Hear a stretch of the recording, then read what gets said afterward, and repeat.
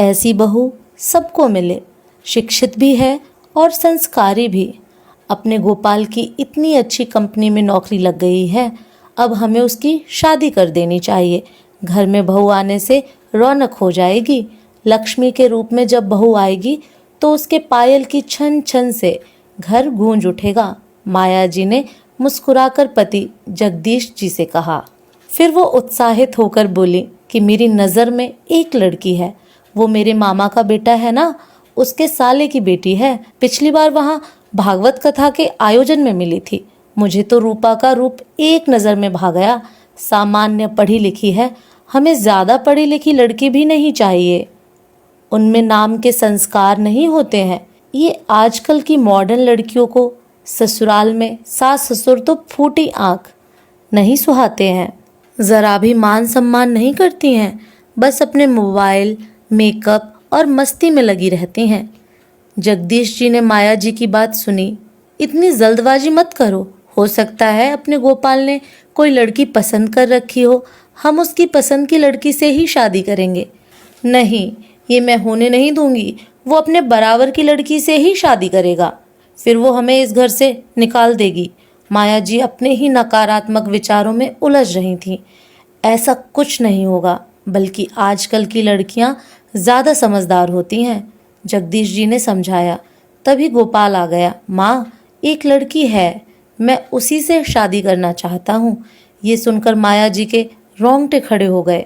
वो घबराकर बोले, कौन है?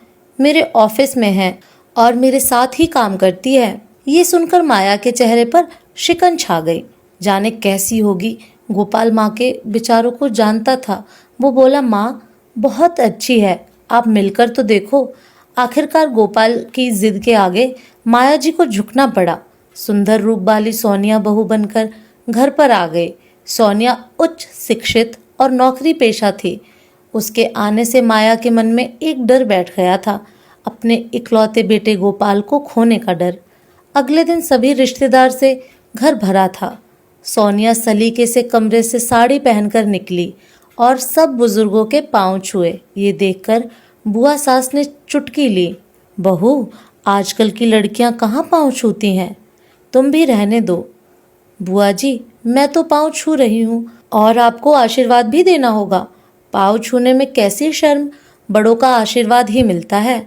ये हमारी संस्कृति है, पांव छूना हमारी परंपरा है। ये सुनते ही बुआ सास खुश हो गई और सोनिया को ढेर सारे आशीर्वाद दिए। उसके अगले दिन रसोई में पहली बार कुछ मीठा बनाना था। सोनिया ने बड़ा ही अच्छा सूजी का हलवा बनाया, सबको पसंद आया। सबने खूब तारीफ की। तुम्हें रसोई का काम आता है? ज़्यादा नहीं, पर मेरी माँ जब भी लड्डू गोपाल जी के लिए ये सूजी का हलवा प्रसाद में बनाती थी, मुझे बहुत पसंद आता था। मैंने भी माँ से सीख लिया। मम्मी जी, काम सीखा हो तो हर जगह काम आता है। सोनिया ने माया जी का दिल जीतना शुरू कर दिया। ऑफिस वो वेस्टर्न या सूट पहनकर जाती थी, पर जब घर में त्योहार हो या किसी सामाजिक समारोह में जाना होता था तो पारंपरिक कपड़े पहनती थी, खूब सजती संवरती थी। एक सुबह माया जी के पूरे बदन में दर्द हो रहा था। सोनिया ने मालिश वाली को फ़ोन करके बुला लिया।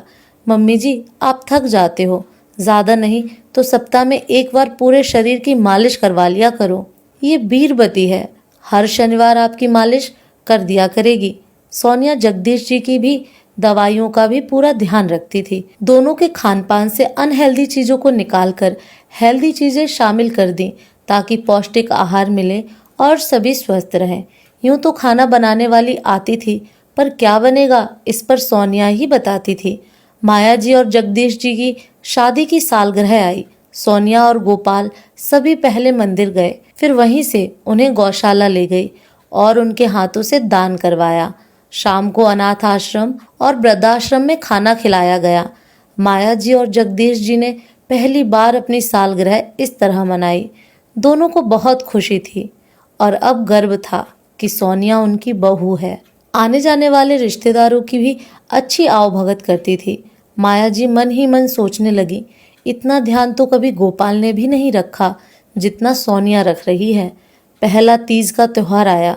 माया जी ने बोला, तुम शाम को 5 उंगलियां और हाथ में बस मेहंदी का गोल टीका लगा लेना। वैसे भी आजकल की बहुओं के पास वक्त कहाँ है मेहंदी लगवाने का। मम्मी जी, मुझे मेहंदी का बहुत शौक है। मैंने ऑफिस से आधे दिन की छुट्टी ले ली है, मेहंदी वाली भी बुक कर ली है। मैं चारों हाथ पैर बनवाऊंगी, मेरी पहली तीज है, सोनिया चहकते हुए बोली। और हाँ, मेरे लिए वो सबसे भारी वाली चांदी की पाजेब लॉकर से मंगवा देना, मुझे पायल की छन छन बहुत पसंद है। ऑफिस जाने के कारण कुछ पहन नहीं पाती, पर 2 दिन घर में तो पहन लूंगी। माया जी की बाँछें खिल गईं। जहाँ सोनिया सुंदर, समझदार, उच्च शिक्षित, नौकरी पेशा थी, वहीं दूसरी तरफ बड़ों का सम्मान करने वाली, रीति रिवाजों और परंपराओं को निभाकर चलने वाली थी। तीज की पूजा की भी सोनिया ने विधिवत रूप से की। सुंदर सी लाल साड़ी पहनी और गहरी रची मेहंदी भरे हाथ उसके रूप रंग को और भी चार चांद लगा रहे थे। सोनिया की पायल की छन छन से घर संगीतमय हो रहा था। सोनिया जितनी आधुनिक सोच रखती थी, उतनी ही अपनी संस्कृति और परंपराओं से जुड़ी हुई थी। माया जी के चिंता के बादल छट गए थे। अब उन्हें सोनिया अच्छी लगने लगी थी। मम्मी जी, आप क्या सोच रही हैं? सोनिया ने हाथ में चाय का कप देते हुए पूछा। तुम्हारे ही बारे में सोच रही थी। मैं गोपाल से तुम्हारी शादी के खिलाफ थी।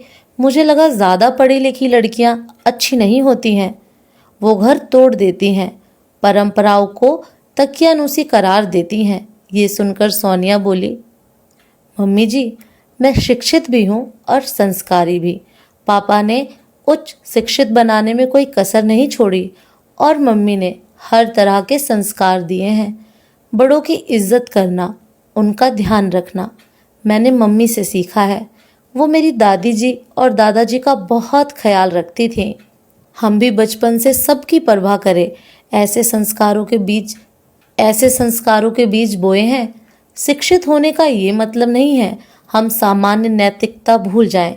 हमारी शिक्षा, हमारी जीविका एक तरफ है और हमारी परंपराएं, हमारे रीति रिवाज एक तरफ हैं। शिक्षित होकर मैं आत्मनिर्भर हूँ। मुझे अपने पैरों पर खड़ा होना संतुष्टि प्रदान करता है। जीवन में संस्कारों का भी महत्व है। संस्कार जीवन में मर्यादा बनाए रखते हैं। परिवार में सबका ख्याल रखना, बड़े बुजुर्गों को मान सम्मान देना, ये सब संस्कार मेरी मम्मी ने मुझे दिए हैं। हम जीवन भर साथ रहेंगे। मैं आपके गोपाल को कभी आपसे नहीं छीनूंगी, बल्कि मैं आप सब से जुड़ने की कोशिश करूंगी। सोनिया के मुंह से ये सब सुनकर माया जी निहाल हो गईं। ऐसी बहू सबको मिले, ये कहकर उन्होंने उसकी बलैयां ले ली। ये सच भी है। जरूरी नहीं है जो शिक्षित हो वो संस्कारी नहीं हो।